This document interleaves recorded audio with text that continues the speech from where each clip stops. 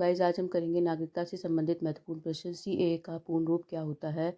नागरिकता संशोधन कानून, सिटीजनशिप अमेंडमेंट एक्ट। भारत में नागरिकता संशोधन कानून 2019 कब लागू हुआ था? जनवरी 2020 को। नागरिक संशोधन बिल 2019 लोकसभा में पास होने वाला कौन सा संशोधन बिल था? 126वां।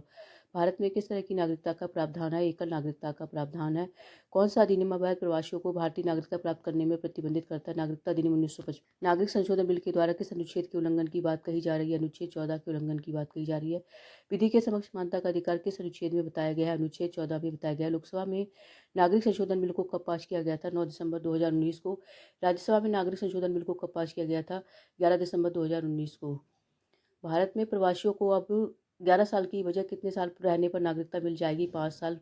लोकसभा में नागरिक संशोधन बिल के किसने पेश किया था? अमित शाह ने। नागरिक संशोधन बिल के अंतर्गत लोकसभा में कुल कितने वोट पड़े थे? 391 वोट पड़े थे। नागरिक संशोधन बिल के अंतर्गत लोकसभा के विपक्ष में कितने वोट पड़े थे? 80 वोट। राष्ट्रपति की मोहर लगने के बाद कैब का नाम बदलकर क्या हो गया था? सीएए। नागरिक संशोधन बिल के अंतर्गत किन देशों के अल्पसंख्यकों को नागरिकता देने का फैसला किया गया? अफगानिस्तान, पाकिस्तान और बांग्लादेश। नागरिक संशोधन बिल के अंतर्गत लोकसभा के पक्ष में कुल कितने वोट पड़े थे? 311 वोट पड़े थे। नागरिक संशोधन बिल के अंतर्गत राज्यसभा के पक्ष में कितने वोट पड़े थे? 125 वोट पड़े। नागरिक संशोधन बिल के अंतर्गत किस तारीख से पहले भारत आए लोगों को नागरिकता प्रदान की जाएगी? 31 दिसंबर 2014। नागरिक संशोधन बिल किन अल्पसंख्यक समुदायों को नागरिकता प्रदान करेगा? हिंदू, सिख, बौद्ध, जैन, पारसी, ईसाई।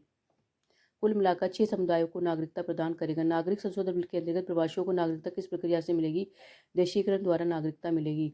संविधान के किस अनुच्छेद में नागरिकता संबंधित कानून बनाने पर अधिकार बताया गया? अनुच्छेद 11। संविधान के किस अनुच्छेद में नागरिकता संबंधित प्रावधान के बारे में बताया? अनुच्छेद 5 से 11। एनपीआर का फुल फॉर्म क्या होता है? National pollution registered.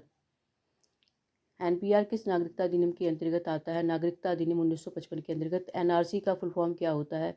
National register of citizens. किस राज्य में एनआरसी सबसे पहले लागू किया गया था? असम राज्य में। आईएलपी का पूर्ण रूप क्या होता है? Inner liner permit. संविधान में संशोधन की प्रक्रिया को किस देश से लिया गया है? दक्षिण अफ्रीका से लिया गया है। किस देश से नागरिकता की अवधारणा को अपनाया गया है?